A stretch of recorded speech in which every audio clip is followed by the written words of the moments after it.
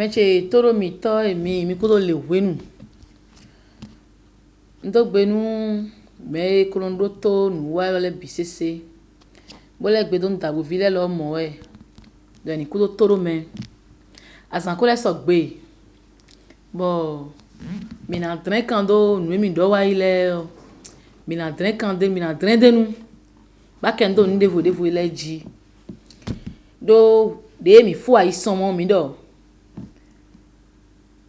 Mina wa kendo nuwe ko jewa yi da hwan mele ji chowo na ya kendo na wa jele lo mo ji bo de ajalo no eso agbaza bo mi lo pe ton sebe tin egba nu ero gbana me hwan to gbon we sin kwe odi emi na do kaka je ho me tin yo nuwe ro jije we teme nen le karo yi gbon we ka wa mi ro mi tumi aro feeding ndonu mi ayi somodo unsa gbaza bona gbidi nwira ovi san chemele aze nu barabara nwero yesu me loboro pe okoto loboro pe odon to ku to wele kaka ije me epo jako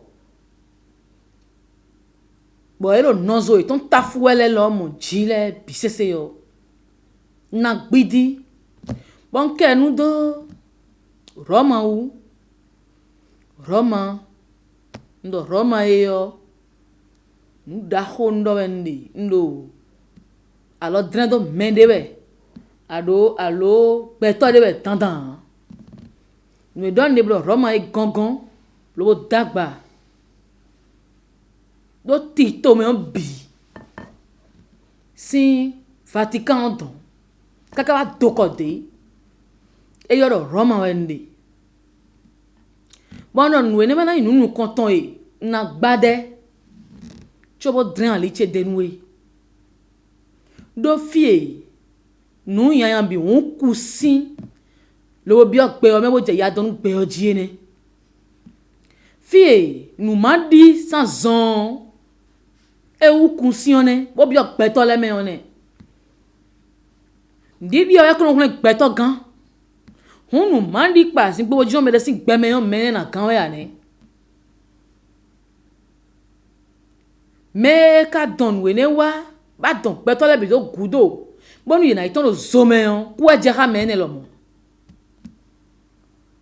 e we zon bondo unku do hwe si sen o kete nu kute da yo ji kaka ije nu me yoro jowa mo Joamo kan ayi lodo ado da gbodo po en joamo eyi mi se fun gbe kanji yo nu ero joamo yo nu ehun kunbo amo wa imo nu no po ge we to gbo mi ton le ka hun kunbo amo wa imo wu me tin chu me biatin nu biatin ye hun yan yo o a ovisin nu jeje de do joamo wa nu mesin mi ton le podo fodun kho sisen kho hun teme le po Roma enu ni le bi se ukun si me don le bi wa e o me ni jiwe na yi lo gbade pa lo metona pa de lewu enka do mo wa ye o ngbe wan ni ndiro chede we so ndo mo do mero homa yele lo mo peto unji ya boblo funfun ye ton le don pa gbaza iton kan le lo yewe mero homa yele nido chele be lo chewe blo yi hun sin gbe wan ni ye ya wan yi nu bi vode wanu mi oui nu bla okunu me to anu bla okunu me wen bo e karo nde do e kaka bonu glo me chele mi alo na do gbabona pon di do chede so kian pa bo hude a Ndi da meji vino le bi sese yo. E da nu boja ki kanu fi eton le gbe yo. Ye non baro bini gohoro zenzen. E non baro mede ni no hovenu mede ni goho wa me. Esi huda lo gbabo pon vide. Be i bidu si vide siya. Do edene. Vie, e makalona be i bidu si video siya. Wan egbe niyan. Allo? E juna kunen wejijo. Wejijo na kunen wedi. Me do ayi me ya mon koton. So aze. Bodo a ovi hon po. Bo bi o to cheme. Bodo len gbode le. Ta de sin koni we yo. Edunado ete. Edunado nu dido meton e je ha. Bo fongu do de le ji yo. Edunado ete. Ewe zomba hosu no do we. A hosu créé ndebe na do tribunal. Bo beto de do ayime adon de olewe yo. Eno be ibi isu to ganho. Prison. Bon me de na si hu magbon. Egbe wa ni yewe zon an. Se do prison an. We jijo po wan yi no to po pon yewe de gbon. Ni no mon koton gbala e no wa mo an e do wa de hun sa gbaza e o me chele mi ma we yin bo wa gbe che me bo wa gbe to le tentin bo juna wa so we jujo che jujo yin do a hosu zipo che o we jujo yin de suno yin ko che o we jujo we no yin la justice. Ewe zombe no yomi do ma we jujo no. We jujo no, we jro we eno da. Meche mi. Un sak baza we jujo na do a hosu ou en sak baza. Bo wa do miteti. Nka di do meji. Me do we a god danu me de lewe yo en kan ni le ame mi me gbe to le jin we. Hun me jro da we jro na le me gbe to le jin we. Fi e ka do we da gbe dade we yo. Me de comment dit ena désavantage me de. Bona avantage me de tanda. Hun me de na ku me na gando e de ne. Dandan. Wọ́n do wọ́n gbẹ́nu gbẹ́tọ́ we zombo nton gbẹ́tọ́ hu gbe ya. Me hu to enko yin si do. We don de tiyan e na choquer mi bo mi aro ma hu te ka kete agro on tin. Mi ma ze ne le wuro tagro mi to me a iporo mi si. Do me yoro me hu to yo.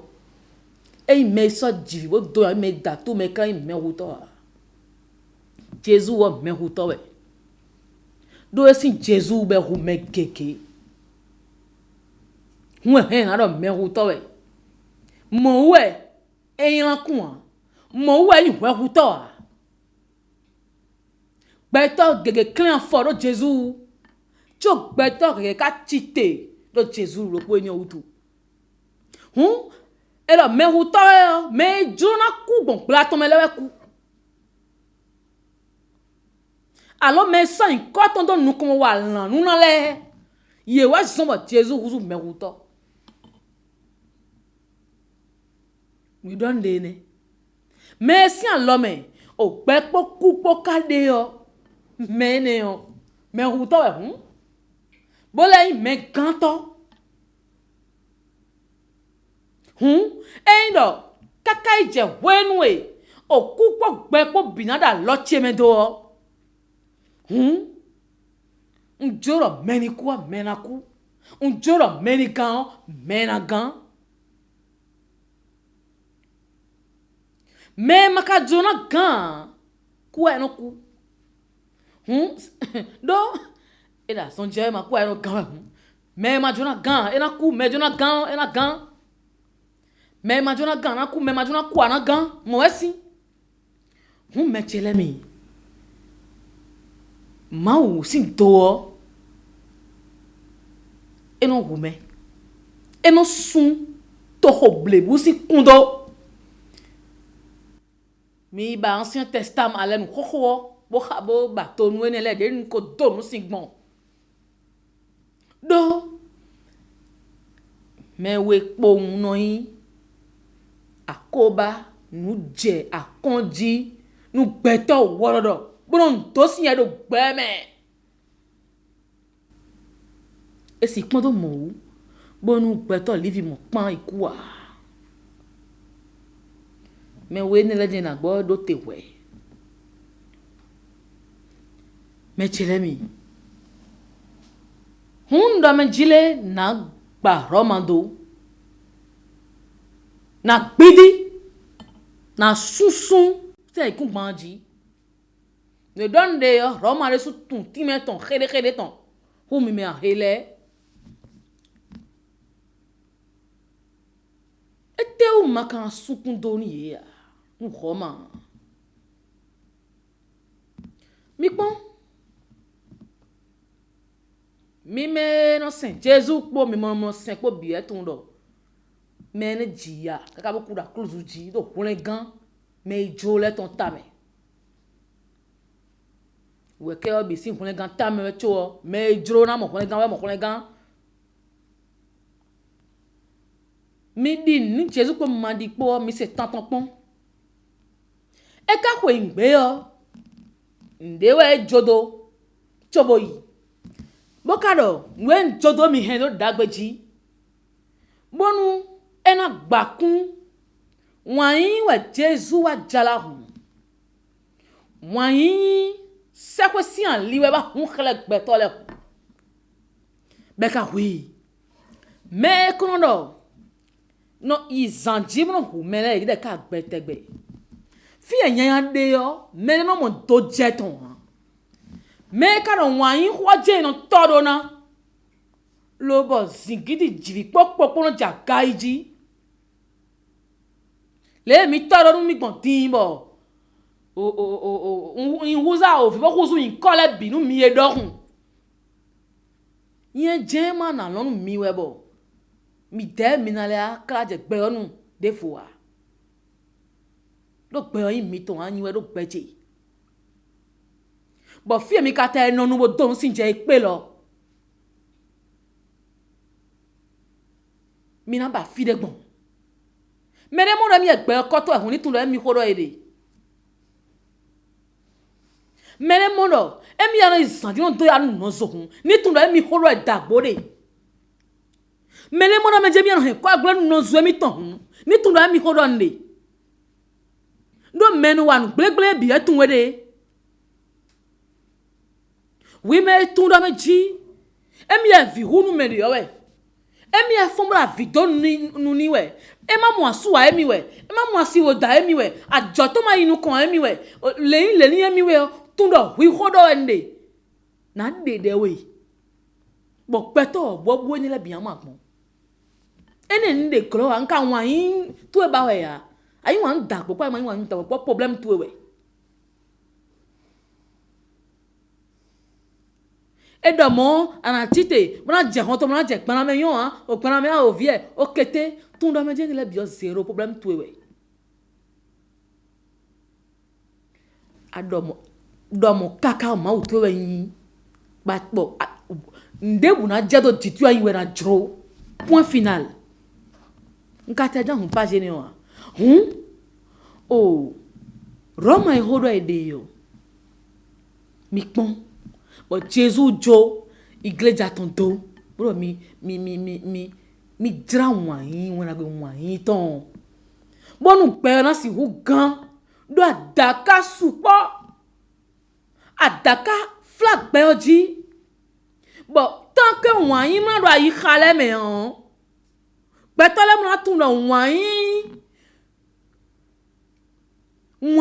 wen gbe wan yin ji we no gbe lo me han ina fomo yede wo tegbe yena fombo nu to si we tegbe e we Jesu re igreja o e jira wan yin si we mo e ka so e ka toli a che pipa Roma toli a che be na panu gbe outu lobo isa igreja enenu a ovi boyi a che pipa si an che o si an ovi si da ovi si bo klaje we ke onu lo bon nde bu na jaro gbe o me Roma we no decide ene me ne ndon mi ne Roma we no decide inde no do de e na da bon lo file di Roma ko no tunjo gbe o bi no atum service de renseignement étant essien ou we ke bi se ton essien ou no di je gbe o me le bi se aux États-Unis et do équipement somo yo et do renseignement so Roma do te utu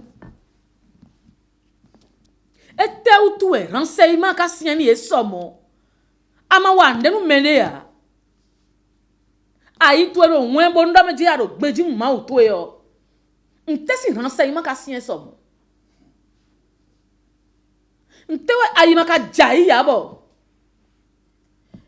no renseignement ye somo service secret romaton e si we ke biton yu e domo me do fi de bu Vatican si service secret ancien ou que biton mais le soumiquement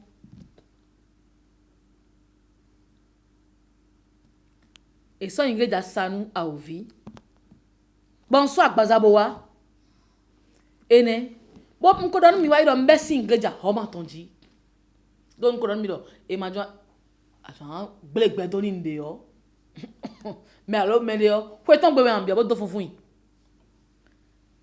bon mi be tete ase tole no de eje we ho agbangba e no kon wi na se tole mais la saison jele e no hula e kan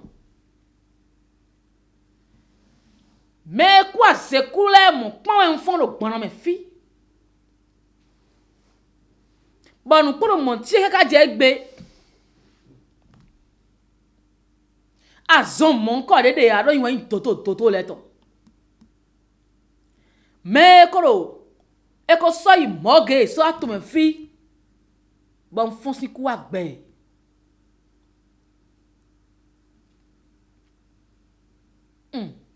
azewe gbe okoto e me chilemi mi me da se bo gbeche se gan ilo me dile bitu do me dile cheno e mi la daka mon koton e ku sinu gbe me ka so ibo gbe na nu kuma to na ayon gbero po gbere o do we gidi we e no henu gbele no vegile azewa nda gbere po gbere ya azeko no tero me jele e ba hoya azeko no tero nuni yo ikpe chono henglea e no hudo do mewe nu no rasione aze aso be so e so joa bo nu de no wekala mo isi mesia de kwa bi o kale ta e bo no frebe no bo kono le yi aze nu me o to wa tenu me atingba we dagbo kede no da chebo no fio aze no isi mesia no fio nu mewe bo hofo bo mba zoro igreja katolika romaton nwaje ipa lo be ti ku yo tenti bo je zun ko le sepeleji ele na za zun koton si kwegbe ama yin zun ko a nka si wule akan de danji me mo la mi wa yin zun ko e horo ele o jina fon ele hu ya be kwiji e na za yi ba fon gu hu iza tan me jare hu ya yo hu lo sun kosin mo hu ndo meji tun wa bana su fodun mi ado fodun han fodun hu e ko wa ne fodun han nu da ovi cheme a ovi na su a ovi kundo ndo fodun comment dit nyewe na su fodun kundo wa nambo na che yewe no gbana meton ro po na su fodun kundo a ovi nwe ton fodun a ovi wesi a ovi on jona suku tondo a ovi we ton fodun wa a ovi we ton sewa a ovi we ton nu barabara emi ko tun le bi o mami o kete nu le bi sewa bono jo sunu ne le kundo we da zewe a ma da ze a tesi gwa kan fon ni ede na so a ovi kundo do ingleja ingleja ant grifo tention me na jawa hu me bi ingleja ni we do aseni wa do viton le rizawe bon no ganjo jelly wa ingleja ni na do enfin mi mo ma we yo mi de e solo bon yon we do ikwe do hu asakla je gan huji bon ye we no gan do no yo ni le lo ye no gan le jeyin ye we no yin je ye we no gan yin le boko klaje mouse si temenu boko do ajano no defo yen do hu e chile bi fungu e fungu do meji do mauji dagboji nuna kuna imo no fio ntewe mana imo a mechele mi aze fio mana imo a edo nukuna imo bende edo ekuno do mo no fio eta imo no do a aze inu nyanya o imo no do a Jesu ma sin gbere ma do aze kunyo one Jesu jete gbedina da ze on barabara we amo me so foto no tebo do eyin le ite no do mejele ekuna da re nu nyanya we o mi esu mi pon we do edebo en Kristu e mi huwe yo e wa gbedi e jete wa gbedi yon ele ko wa gbedi na do mejele e do na so ase kundo mo e na do ya wa we afa odi e te do edo semi ton hohole bio e na sukundo tondo bo nyina do se yo de fole wa o se pon we do me ba ni kan ya se ton Jesus wa gbedina do ina do mi na do azio e kusin no aze kusin no rayon mi to me we na do bo me so foto do tele o de na wa ba ze po do Jesus po mo na wa do o sadi do po ya ewe do na basin do ase mada ali do podi ha maune me da se wa eno yo do Beelzebulu e wa ten Jesus pon hun Jesus passe ko ma sin hon ton ne bo Jesus sin toka so agbaza bra me di ase o na vo bela me jile e nu kuna imo no fi te mo na imo nde te mo na imo hun me do mo da se ne nyewe do da se ya nyewe do da se ya e de so do de gesi da mi da se do aze tole nko enye lo nka yo me de nko wa hun me chite bodo me jere kele e kuna do aze ho fio e kuna sukundo na wo me nya si weda mondo bo weton de ya hun roma da se Ramadan sebo hon isu de so de yane fi o Christian la na hon ibe do de so de yane mo yin we de nido vodun no ja iboku kuo vodun ton le na bi alu mesi mon père ku dion a conviton le na ja alu me pasteur de kuo a conviton le na ja alu me de quoi viton le na bia lo ba visi ni vodun no kaku bon ndo kanjo vodun le na ja lu me be kale aimo pasteur de alo ye ko de be lo la lu me o e lo huzu vodun ne man yi we do ne nwe wa mi ne legend ho bi do me chele mi e lo huzu vodun ne si ni wa yo vodun han Et so yule la vodou ne. Bon, nous ne ka o jet me fik bon. Vodou le bila lueme. Mais de sous Roma lo ja lueme. Roma do vodou emi. Nous y kanya sun kundo na bo wane. Mais de do. On sun kundo nu o portable ya dimbo nu mais de portable emi on a tundo emi de suro kan mais na sun kundo na le ton mais ça va de soi. Ça va de soi. Chapelet de combat mais tu l'aimes nous dialo pour mais wa mele ye dodo ne. Chapelet de combat et de tion, j'ai quoi mi ton elo mais tu l'aimes. J'ai quoi rime no hodi. Nous no fabriquer ya. Nous fabriquer on nan lo amon nous fabriquer ya. A rime no ho j'ai quoi le. E mana e jado Israel village dido. Pe kholo me ya e de tisa ko ya. Jekuyon e khoda khime. Kan e nou e to jekuyon do a khime we khodi. Mesre jekuyon do kan nou le gbeto we yi nte no tento me han. Be kaziwa jonu bon ka dran loche deji. Bodo be si ye home yon. Chapelet ye yo. Mede khao. E nan ku accident ku bwede ya. Bondo mwechi. Ndo me elo mele gomeon. E khao a zona jazi toji. Zona jenu barabara ji. Nou debudo meyo nou lobo nou e khado nou ta meyo nou na jogbe jan we. Ma mo hun gberon ku yan jano no. Ache je chapelet ji yo yin de su e ni we yin do che yo. Bon dogbe. Bon chapelet chimo. Lenke nou ba beta o uza beta o yo dohun.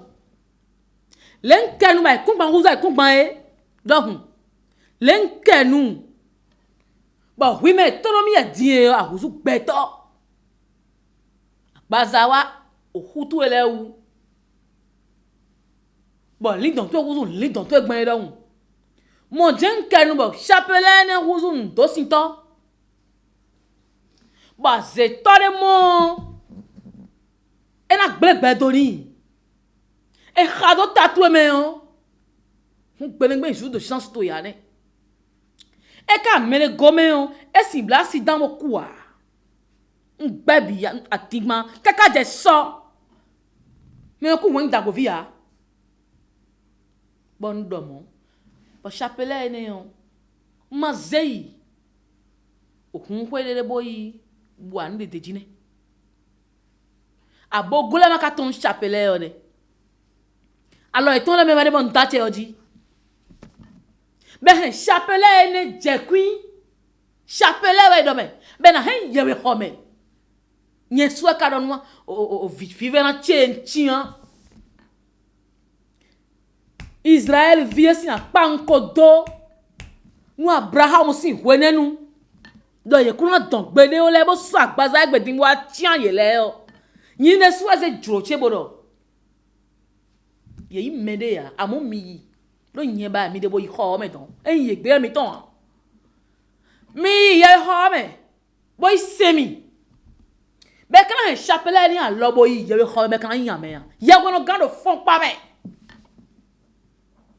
bo ye wono gan wo chapelet ni an lo no akunviton ni a conviton yin nu bo ne e mo chapelet de kon alon da bo vi bo yo pono be yo pono wa ye yo me do fon pa me fi ye wono gan wa nu mo nkan ton apo me e da po me fi ojen we e ka odi e pede ya e po fi ye wono gan ne o e yo pono wa ye yo me be wa fo agunvie do chapelet le bo be bi su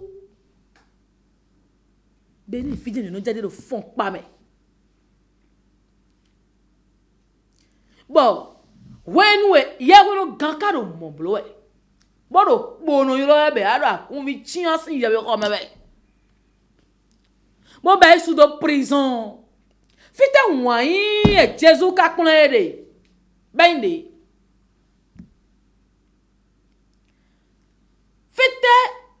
mene ka di Jesus si.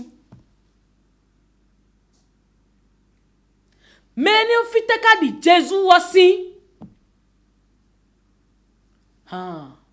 Mais ekpla yekono gan. Ekpla pono wa yeyo me a tian kun vile isu do prison do chapelet ou tout. Ye do hunje a. A ti di jawe mono yewa. E kan ya ti pa vie mono gomeni ye a. Beto ka do home game. Lo ba ti pa vi do gomeni. Be joye do. Beto yeyo home. Bon hunje o aloke dida da loni. Ene jene ye kono gan ene me a. Amo me do chapelet. E wa dida me ne bo so isu do prison. Bon kan ene me karame je yiwa ya ovio. E do yiwa ya ovi. Bon me kado nous mon coton wa ha vi en ton e en sedo yewe ho mi ton me wele. Nye me a ovio. Nwe ovi no dosi nye mere ma dane. Oh, maya chere je no kaka wa ji dan ho me fi bo gba ten se bo ka wa ka mi gbidi we a. Nde o je npe dandan. Bo dan ho me ma o gbidi yen a. Bo yen we gbidi we. Moni nya ovi gbonde yo, nye me a ovi yo. A che to woro yen si bon pe dan ho me ji yo. Wa nde bu nwe ya. Bo jo do ba zan photo te ywe. Bo nye kan ya ovi gan ene me.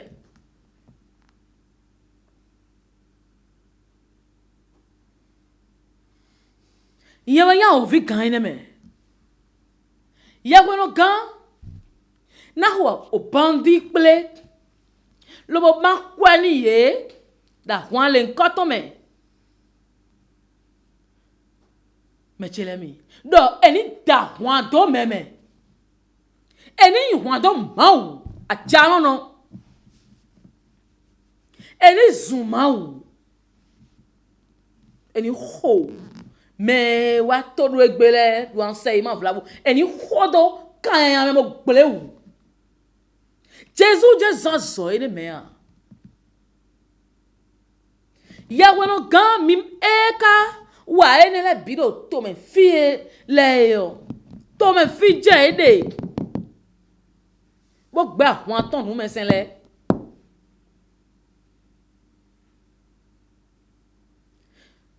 O sapata fo Jesus we don ha. Jesus we don sapata wa. Vodou mi yo khebio so Jesus we don a. Man Jesus we don ane. Huni no nue. Jesus ma don wa le we don to awon. Fie na to besin le ne.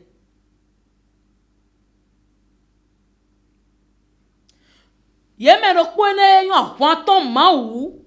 Mo yo ma wu lo da o vi le yo. A o vi nu wa to woro bene ku ma di fie yo. To me we ibo jo bido wa iro hwiya. Ye mai to me ne. Ye to me. O dan ho me vile mi.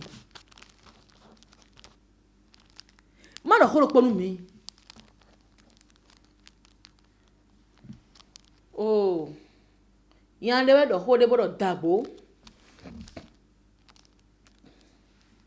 Eindo etun enu gbo ipon se de tu ele kakaka bondo ipon fo nu we be hen na blo swat ina je po bondo akrono te ma uche alo ina ido kan ka bo ku bo mede mi me dan me vile ma do ndo ponu mi dan ho me vi eno dan ho me do ko bene ho do we me dan me fi dan me de su pligidio mi me azesi an zinkan ho do ndi ma do ndo ponu mi.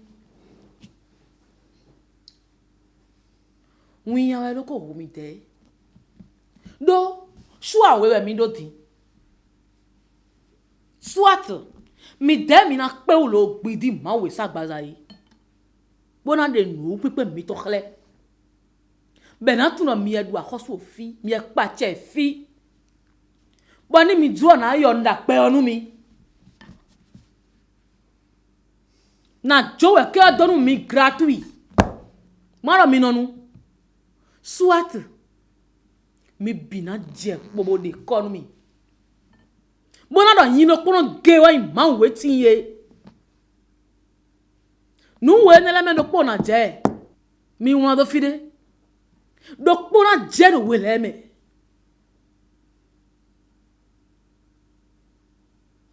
he na je o mi ka dan ntun do mi yon mi wo mo ma usa gbaza undanu mi bo wa ida ma je yin suwa juro be de mi ton sin ho ma san gunji do nsonu bona ano ho ma san kun le jia be na ilo mi do sisen ma wenu mi bo usa gbaza bo wa we keche kan ba jono bon programme au gouvernement ton le PAG programme d'action du gouvernement. Il y a un programme d'action du ciel. PAC ONG. Bon, henwa. Bon, t'es déroulé, ouais. Mano presse, ne. Yi jende. Listen, bleo, presse. Bon, mi deo. Oh, et si c'est au vidéo, benito me. Oh, patak.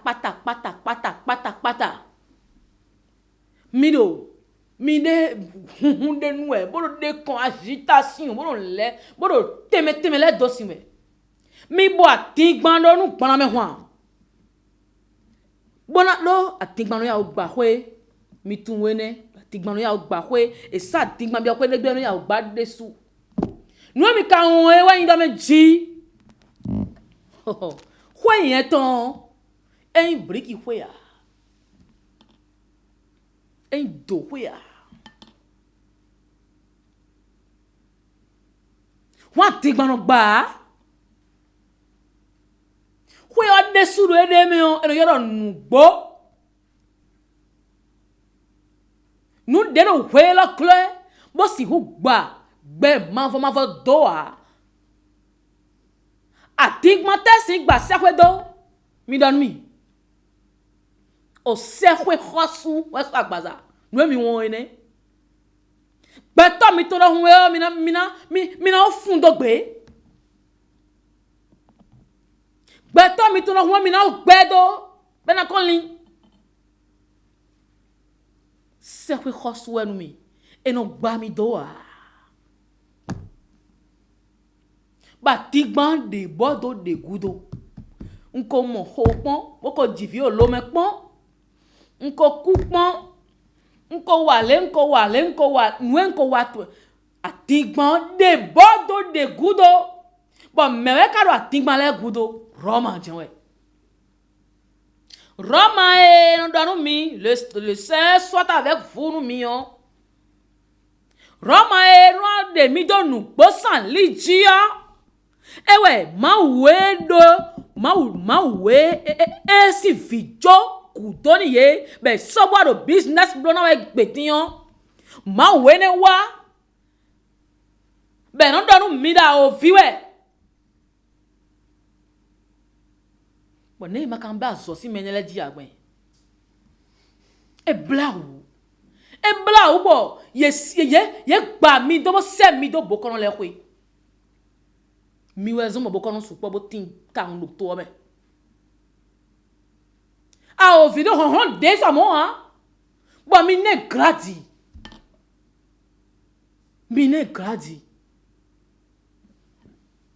da gbo fi ya mi sa e na bo tu iye me e na bo hwan iye me singiti kan be ya e no la lila ho bro me de da gbo fi la do violent me ka de check ba we do kan we le me ne da gbo fi le we la office violent we abi mi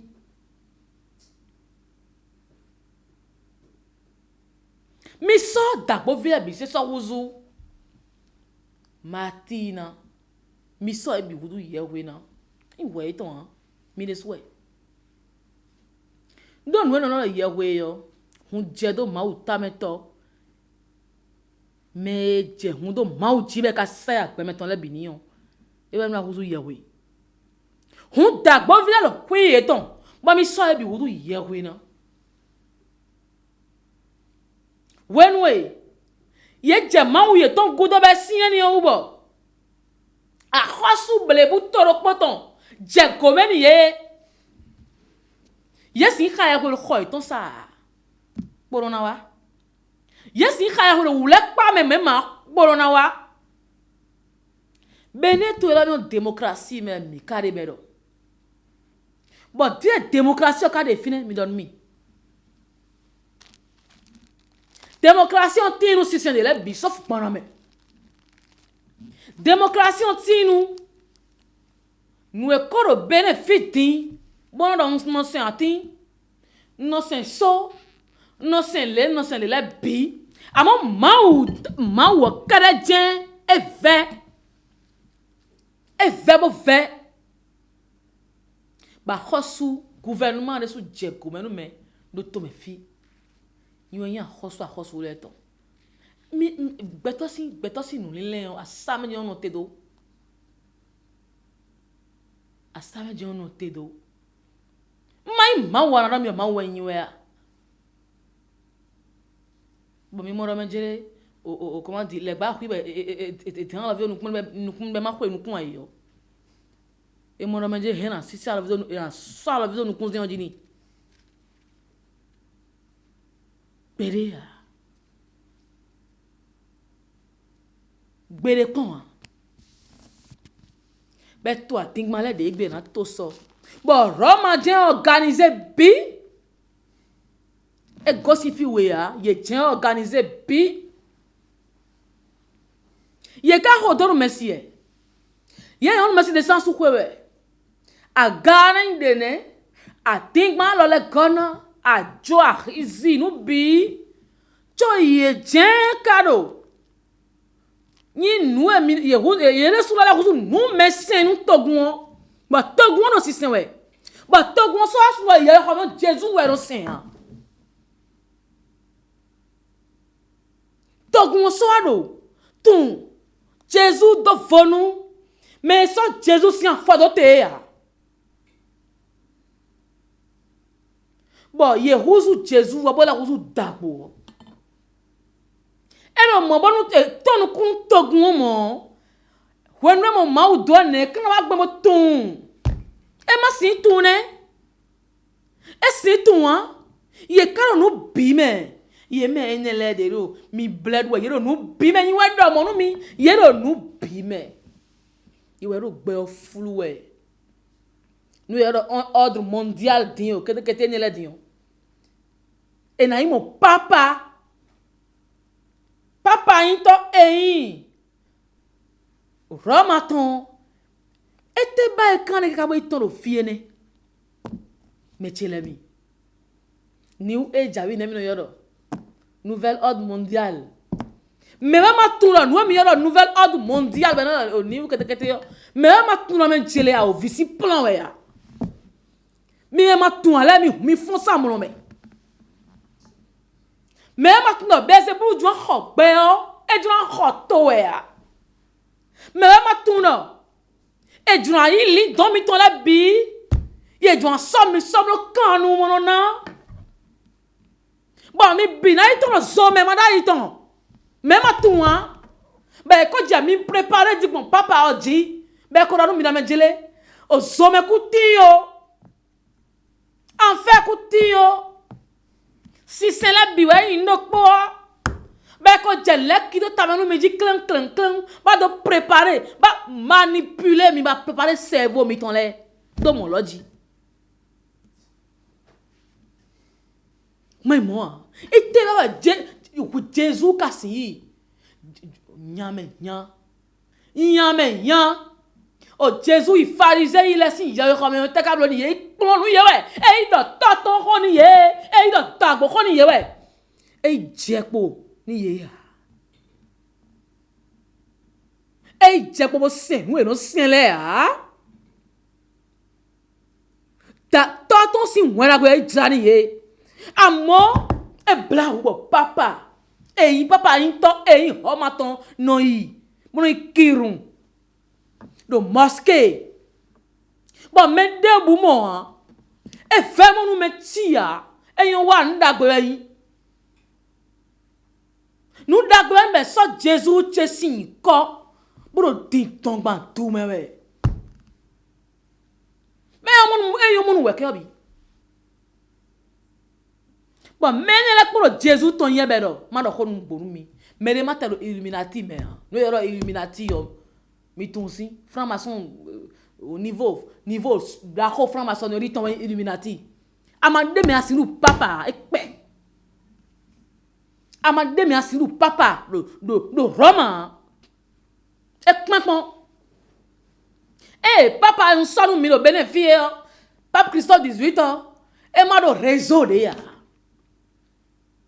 Bon makado e ma kono mwera zeva de dia o mi make ya nane e la zeva a zeto pa blibade we ko yimbo e po mi kokoro po mi kono mi le zame bon e kono réseau le mewe yo no yo réseau mi ma dane Lions Club o Rose Croix o franc-maçon tonton le e ma e kono le de mewe yo e o mi me yo mi do me jo me intellectuel.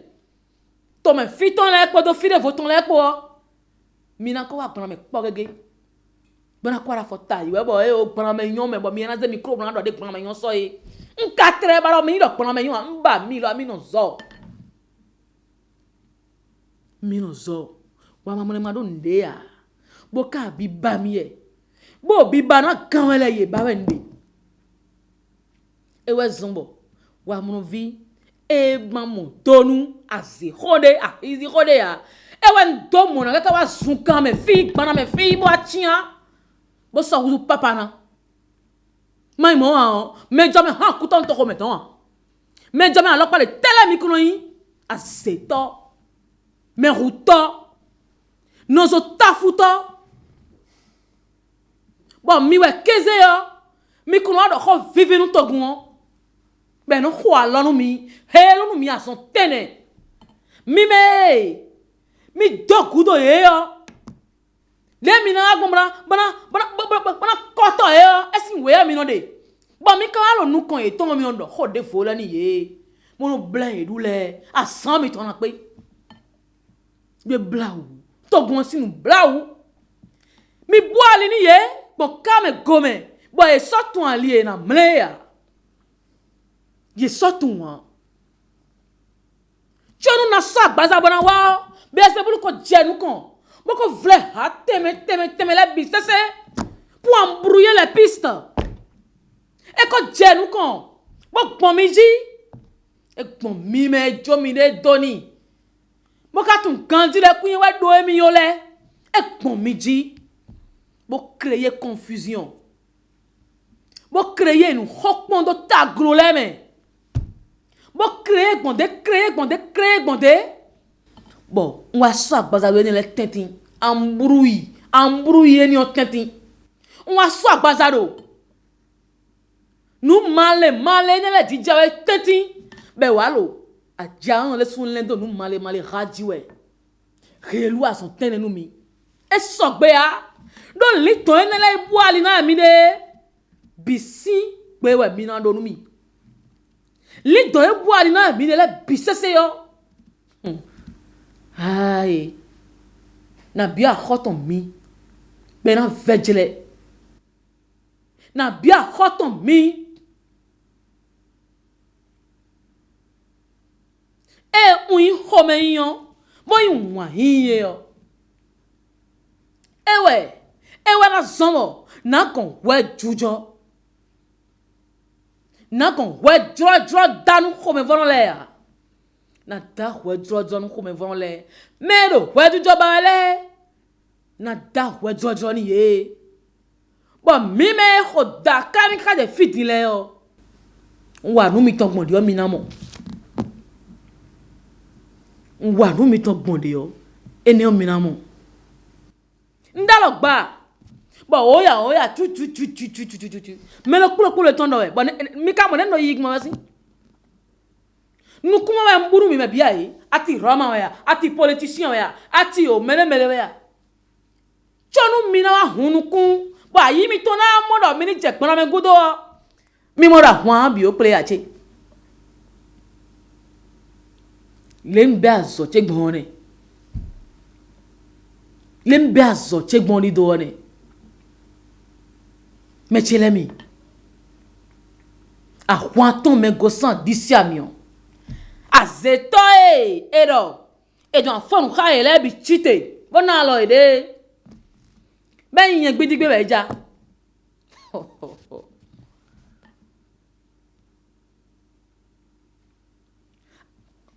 yeme ko du babara iyoji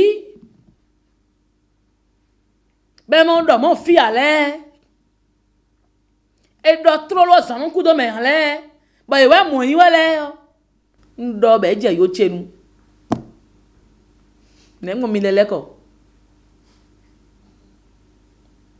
ne gbon mi leko apon mi ton we do a ne ka gbe nte aje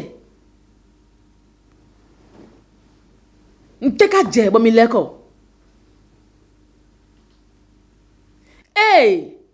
on we ma bo khagon ya yo khala bi me en 2010 nous e ja le grand me la dévolé ne 2010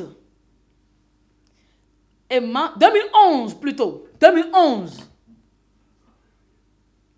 23 février 2011 ben ma bon ya yo la bi me do a o viwe oui la mena I gonche na do combien te nous me on ben de wego me ko e kon di mi on ya yo me o oui che wen kade mi ko do me dire ma gossip paroisse c'est meton dit de fin 2009 vers fin 2009 octobre 2009 ma ko mundo une cho ben cho wa ine wo ka tun che do ko che me ndo mi kade mi do ma wai bon ko wai den zo wa on ze gan keke we ya ma ze gan keke ne ma do dire to ha me de ne ma wula o do kanu menene de ho ya ko no ka ho du baba bo ko yan ma o de si pa wa stu ejigbon mo pa wa so tu egbon e so kale de mi klaje Jesus sin lenu gbon preuve ton le kele ne hu bo Jesus sin to wa be lo ni ton de mi lo ma ton lo nton ai ndu sin bi di we a ma do dire ton ne do yon wa nu he wa nu mi le bia ile jodo body doche se wa nzombo yi nzenye via cho nyiwe ka hen ne la bisese wa bonyi boka do kwiche bodo programme d'action ti ono di dérouler wa mine sumi je mi ton dérouler di mi ton dérouler a mi de bon mi de nous quand on gba non ma ye hola bi me bodo a ovia yin ma uza ovi lo pe ton me e wa nde a bon on continue be da ovi we be e do mene ya ovi ne go e na do combien teni but o christian wen sedo malen we wudu dabovi o system we wudu dabovi gbigba we wudu dabovi teme le bi sese bo no do ni e do iglesia do po gewati e wa Jesus Christ ton e do cho iye bo e bi justice ton le do bo go ramasi yo hole bele don mene le do me jere kele le yime se to yime de sin gbigba we me o fo do san linu o maleme bodo e ni iglesia me yo ni so ma fo e ton de yin gan e na do combien te ye e ka ko kon di ere iglesia me o ho do do ene toro mi tole mi dem ma senele dede mi ando mi kuse o wasi e do mo yo lo ndaro gbabo pon bo konu do fi enu won mi de ali wenu were nu koton nu mi yo communion e yo communion me kai mo yen wa ni communion si mi won do me jele mais tu agbaza ton don mi do mini duo yen wa dokoton Jesus gbaza de dagbo me voa Bon, anyway, wa huhu mi no so. Iye ho la mi sa bule ho mi no chokandi. Wa huhu yo zero jirondo. Ya se si anchene jete de dibo so wuzu Jesu gbadana mo ye ho rondo. Me kan ye se on nye dagbo we. Gan me ye we no iro mi do wa huhu jio ma jete ya. Wa huhu anadu pen. Anadu Jesu gbazade ya. Hun communion de yime voa. Bela me dire yime yi communion e wa konti e na te communion me mi pon glo c'est-à-dire est-ce que ça a de sens? A lite di e ko ni ka de di. A lite di de. Anyway, era e kuna di mero ingle jame o. Oh, mechelami. Fi di mede wa no zo no isekwe ya. Kabi ewa no suba no isome no ye jo akambio ine da me ji fi di mende ewa no suba no iseko ya papa de na zo me gbe ya dokpole ne abi papa le bia iseko mi vedoa papa ne bia ka sewe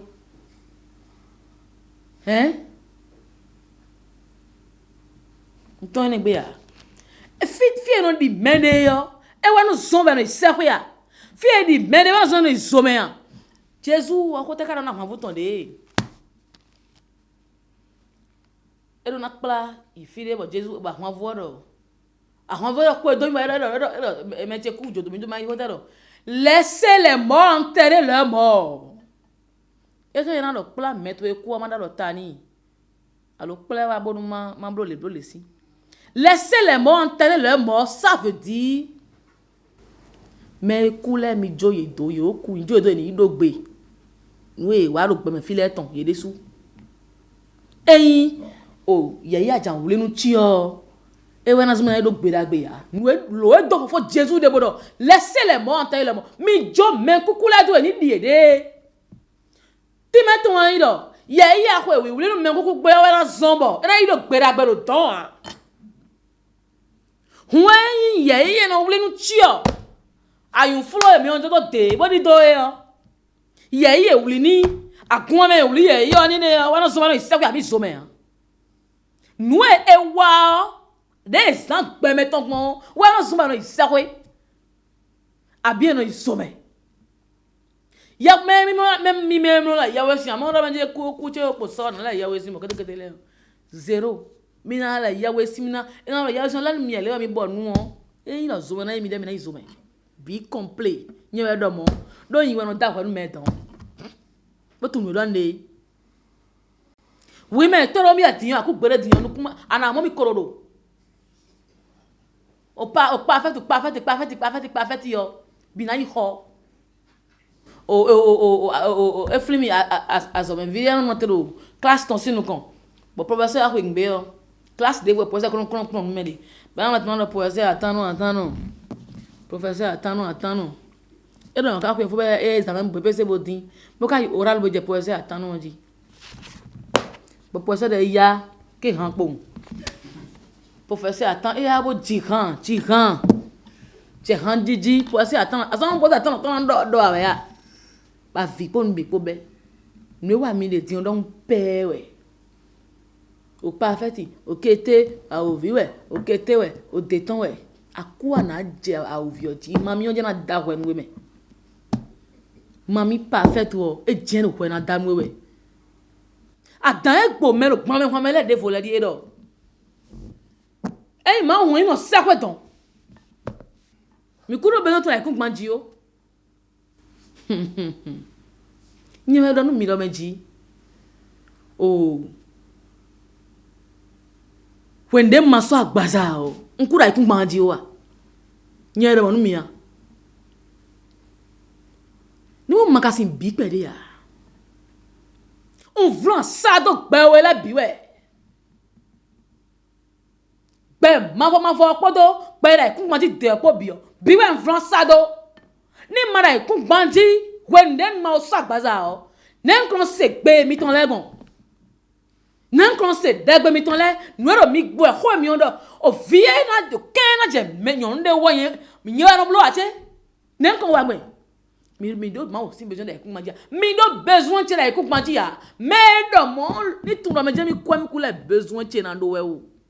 So media yi. A do besoin de ya. Gbe de asana pe. Ba na ko to nu konti na camera din a do besoin de ya di. Me ja ko do gba mi on le ta me ha. Mi ma tunu mi ando ho mi on na be. Mais do quand ce que vous voulez dire n'est pas mieux que le silence, taisez-vous. Et le mancho, menez voilà dans un signe ou moi. Il vaut mieux se taire et se faire passer pour un con que de l'ouvrir et ne plus laisser aucun doute là-dessus.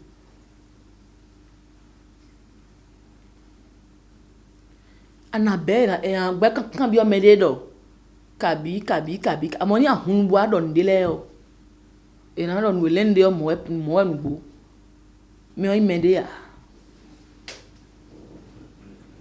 Asi on nous donne délai. Parfait d'un ma auto on est sommet on. A quand ils sommet si. Ah ils sommet Et donc quand il doit me pas mais les jamais non courir dans goudi. Et mais bien même en Gambie. Bon bien mais bon. Abiame o kinkin la ebe na zo gbede to mo so ata keji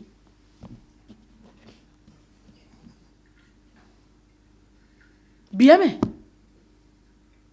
perfect njina ima o to ekun ku aku hu izome akana izome to ekun le zome yin enyon yi gbon ala dokon e so pe ya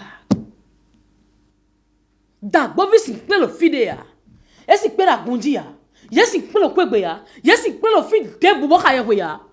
We jero to me file kedene. Bon. On t'a ko préparer d'abo vile. Mais da tout me dio tout point sin bio lan to me ha. E hu gen pa me dio chiffon we. Ti ko mo jenga le blo. Mai mo ha kan jona ko ko yan gada ro to me fi. Benando ene e ma ron mi da o viwe ya.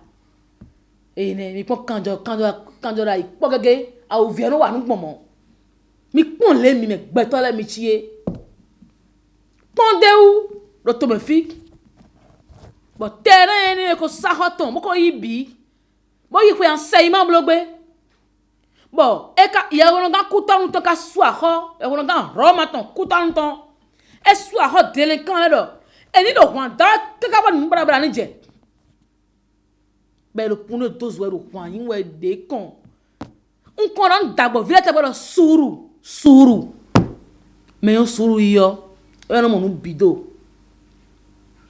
de o ka bo dagbo vile sin suru ma fo pe ni gbe ya bo dagbo vile la ke wo bi o ye melo ni we je gbe ni gbe o vejile e to ma do na ba ho dagbo via ere sutun nu e ro dagbo via nu vo ran me ni e be yi ma jira kwire do ye wo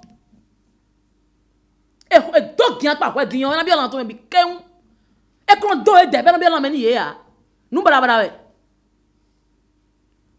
ma so kwire jise to dagbo vi wo amo dagbo vi lo fide be gian pa kwiwe hun tu na me mi pe ko ino po ma so kwire je dagbo vi wo do ajalo no iwe da Beba ho to ka ba iton yo no je gbene gbe ele so kan ate mo aye e da ni ye bo ina on pe de ya kun de no iton la ko to ko ma na e kun e bi ba e ko to e ro pe vile ye du bi gbene gbe e ya lo ro ma je dagbo vile lo violent dagbo vile wa to e dagbo vile wa hontin a check pi pa wa gouvernement wa do me chef d'état oui yana huye nyemo gouvernement de ben nous vono ça me pon je n'ai jamais vu un gouvernement aussi nul et comment on dit et sans personnalité ça dit sans ça dit aucune consistance il faut dire a hosu be me fitona je a hosu manvo gudoa ye wa no pharaon don pharaon holo no je yo chenu comment les fogbon mi ka tun aussi les fogbon mi tun e sogbe ya mina si ta ka iba ne me be ya no ma wunyina kun mi we kun do ma wu do nwe ma duru ani any wahami e sogbe ya nu di do chele mi bi di chon ka do obligé di bona sunde le si pundo ndo obligé ndo choix wai ma no dire ndo ni di do chele ne cho ndo obligé bona de habu si me bon de po le na si ku mo apon e na si ku mo gboje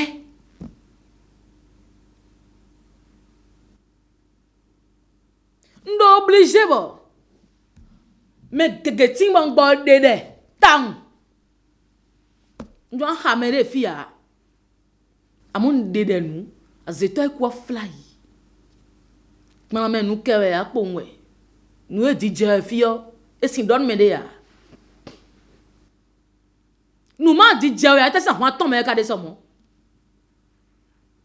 ndo DJ si tan ho me lo mo no dosi tan ho me si nu e dosi ndesi ko tene ka de fidi le on sin ha wa ya ma sin ha ne mai ho ma teti embesi a eli un fun kaka e vitamine di mais non la croix bon da think man bedo la croix mais on de kon hui jen ndesi den joan de den de ai ndede hu wen dosi le si we o le kere a hoswe do men jele kele le ni wa territoire mi tonji boy radio boy zoomion funfun yen ton joan yo no yi we bon ka yinche ma do tagba ne ma pe do gbe obodo ne mi pe do gbe obodo wa me le do territoire akolo khogbonu e wa ya bi wa ya gbe to wa gbon me fi bo ara me je asan ten we mi na yin e ye ma blo we atonne mi ana lo mi de bra gbidi gbon na samo ne fo yan pon e fo fi di we ye ko lo fo fi de na lo fo de le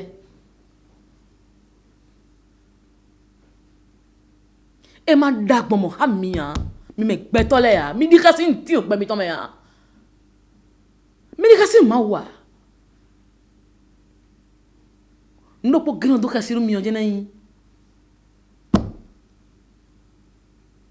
e funfun se akomi ton tane ndo po no do ka siru mi o ne agbome bo mi agbome 2016 go ho fine bo mi phone bi bo wa yi bo e toro nda bo village ngidi gan yin no je gudu o me de tan dans ma vie nous bo dans ma vie azeto nous barabara nde gotego nous wuli nous kanli nous bole yeni je gbangba bo de kunna bo allo wa inami no je gudu no je gudu o me de tan e mi le yi apo me so mo din bo iblo so mi sa me ga kenu a flin we jaha no je wa yo atona no ku ya akotun avertissement we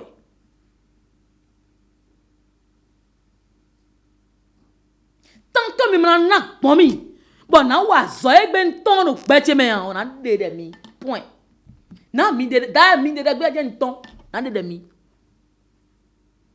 don wa bona sun a ovi kundo nwa bona ma o du jono nwa bona da we dro nu me e ko tafu me nu kuni do eton bi vole nwa bona pla mero sekwe ba le sekwe chonkana blo mon koton a ovi ma si dra ovi do juro koko blo ne mechele mi si ja ovi do juro koko blo e we zombo a ouvir pour demain da cheton t'évitons les pour nous obligé na boîtier pas là ton les pour imbe nous obligé ndoro épisode de la bon domeji il ne restera pas pierre sur pierre mais je dirais plutôt il restera même plus racine sous un arbre o dote sona pour atteindre gloire nko gbidi fo mina do epo na gbidi dem be gbidi bon si 2009 kaka fidin do si 2009 kaka fidin atigban teme sre dollar détail mi mo mi gbede bo yi télé abi yi fi de boy do o nous il a dit on doit sin mi ya nous teme dosi mi ase tola de bado de wo e fala yi o zun e me bo zun do logon men de bado de we piyon en kan se teme me na de ba mo apon ba mo liwo tin teme no nche de we bo yi e ba hwan gbedo e tegbe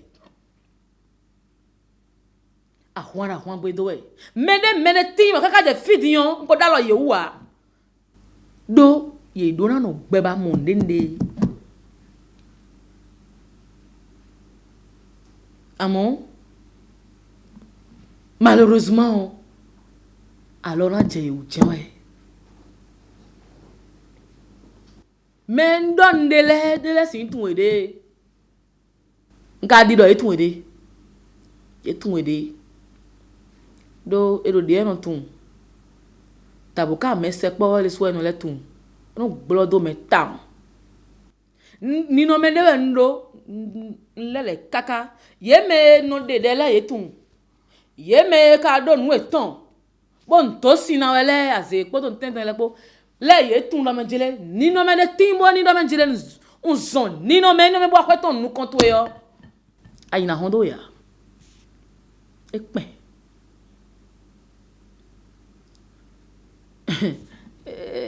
tu me jele hu temo pombo bo bien me la gbele si ran me c'est tout malo nde bi o me de eze ehuzu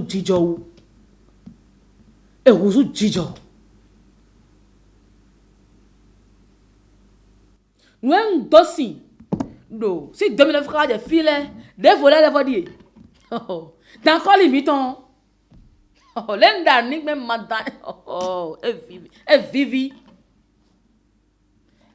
do medo o veme do a o viene si kanu le iwe mo pon si Jezabel mami e mi no ikio do ku zame on nous yisi tout on le miton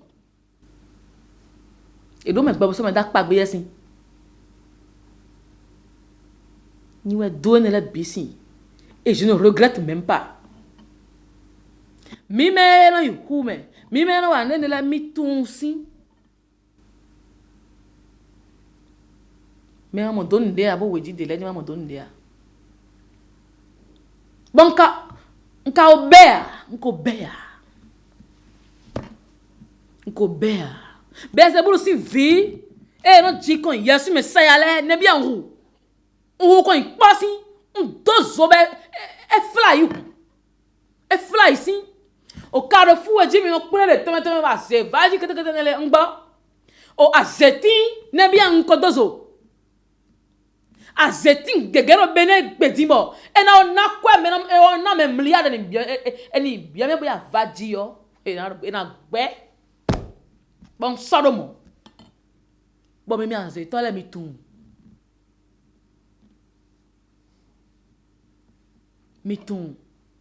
me mi ona se bon no fiona le système le watinye yo ben chukutu wa mi tun si e fionu ya mas asosi lu ton gbevo wa e pe mi to e ma mo ngbe nkan yin